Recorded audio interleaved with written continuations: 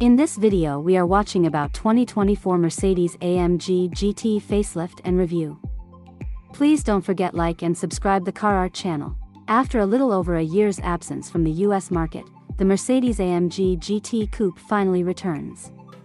The second generation GT is essentially a hardtop version of the new SL, and both GT55 and GT63 are a couple $1,000s cheaper than their equivalent roadsters.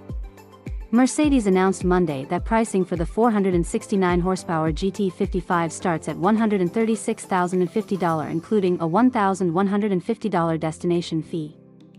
For the 577 horsepower GT63, MSRP climbs to $177,050.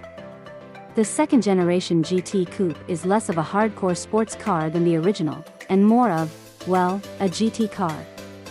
It no longer has a bespoke platform, rear-mounted dual-clutch transaxle, dry-sump engine, or two-seat cabin.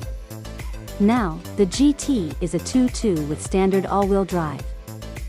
Both GT55 and GT63 are powered by a 4.0-liter twin-turbo V8 paired with a 9-speed multi-clutch automatic. While the mission of the GT has changed a bit, its primary rival is still the Porsche 911. Price-wise, the GT55 is a little cheaper than the $140,250 911 Carrera 4S, but because the AMG weighs so much, 4,343 pounds, its performance should be more in line with the $123,350 Carrera 4. The GT63 slots in between the 911 Carrera for GTS and Turbo, but it's probably a closer comparison to the former rather than the latter. As far as other GT cars are concerned, the Lexus LC500 is a lot cheaper at $100,300, but the new, and far more powerful, Aston Martin Vantage will be closer to $200,000. Meanwhile, the Aston Martin DB12, Bentley Continental GT, and Ferrari Roma are all around $250,000. Mercedes says the first second-generation GTs should arrive at US dealers sometime this spring. Over the years, two-door Mercedes-AMG sports cars, from the SLS Gullwing to the first-generation GT, and even the Benz-branded SLR McLaren before them, all have mixed flamboyance and performance to hedonistic degrees.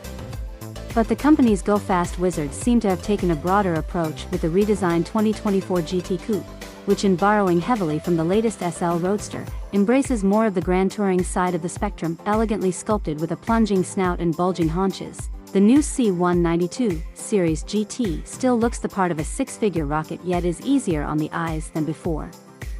Its structure is composed of an aluminum space frame with steel, magnesium, and carbon fiber elements. And overall dimensions have increased slightly over its predecessor.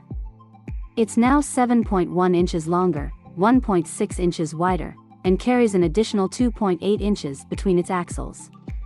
Active aerodynamic systems can be found in the front underbody as well as with the active rear spoiler. An optional aerodynamics package will bring additional front air deflectors, a more pronounced rear diffuser, and a fixed rear wing. AMG says the overriding mission of the GT's redesign is to satisfy existing customers who've asked for greater practicality without a drop in performance.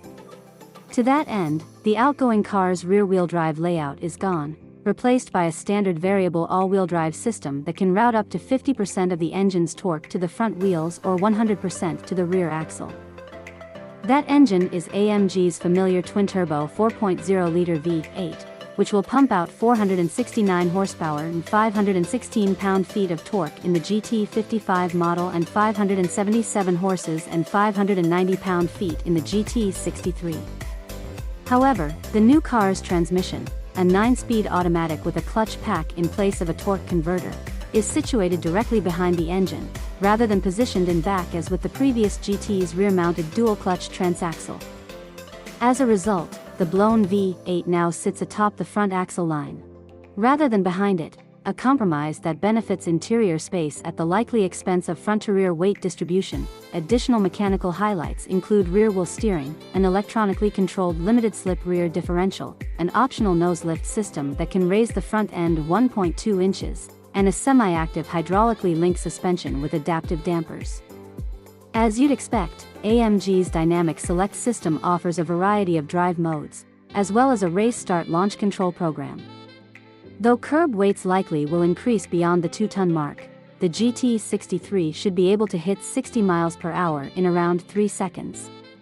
Conventional cast iron brake rotors will be standard, while carbon ceramic units spanning 16.5 inches up front will be optional.